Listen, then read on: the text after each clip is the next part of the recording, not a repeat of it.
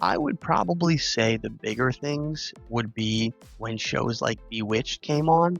We started introducing witchcraft, but made it fun and lighthearted into the homes. And then you had more dry humor shows like Taxi, that was basically just a bunch of guys who were cab drivers hanging out at a taxi stand. And there was a lot of darkness around that. I mean, they made it a lighthearted comedy, but it had a dark feel. It had a very much New York City at that time in the 70s type of feel that sort of shifted from sitcoms about families to sitcoms about your average younger person at that time. And then Three's Company, that's a big one. I actually really like this show.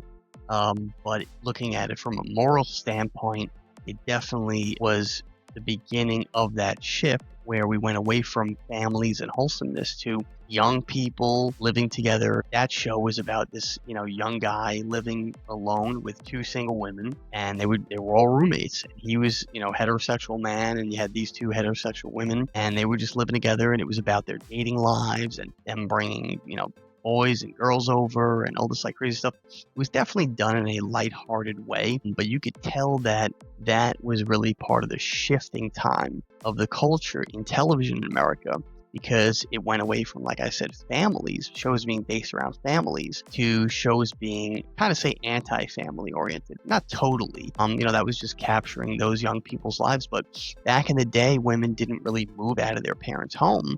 And, they would stay living with their father until they met a man that they were going to marry and then move in with him. And during that time, though, that's when you started having the women's liberation movement and feminism and stuff like that. So you did start to see women go out on their own, get their own place, move out of their parents' house, and things started to shift in the culture. So I don't know if that's one of those things where women were doing it first and then Hollywood followed.